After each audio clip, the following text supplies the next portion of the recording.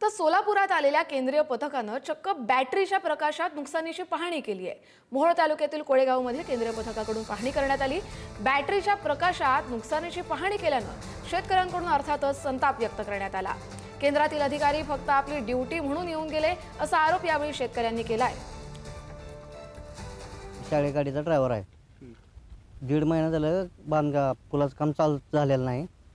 2-3 गावाला शाळेला यायला अडचण यायला लागली। 2 महिने झाले, ही 2 महिन्यात आज आली ती काय त्यांनी कुठली सोयी सुविधा दिलेली नाही। निम्या अर्धी गुरं तर वाहून गेलेली ती, कोणाला निम्या लोकांना घर नाही राहायला, निम्या लोकांना पाणी नाही, गुरांना चारा नाही, काय नाही। आले त्यांच्या गाडीच्या उजेडाला उभारले, फोटो काढले, पब्लिसिटी केली आणि तिथनं माघारी गेलेली ती। का म्हणते ते देतो घेतो एवढं झालं काय, माना हलवते ती काय काय करते ती, आणि व्यवस्थितपणा लोकांना बोलले नाही त्यांनी, लोकांच्या अडचणी सुद्धा ऐकून घेतल्या नाही, त्या नुसतं हो हो करून गेली। केंद्राचं पथक त्या साहेबांनी कुणाचं ऐकून घेतलं नाही, फक्त मान हलवण्याचा प्रकार केला, करतो धरतो सुद्धा त्यांच्या हातोंडातनं शब्द आलेला नाही कुठल्या प्रकारे। अंधारात कशी नेमकी पाहणी केली? काय रोडवर आले, एक जणांना फक्त बॅटरी दाखवली, पूर्ण बंधारा सुद्धा त्यांनी बघितलेला नाही।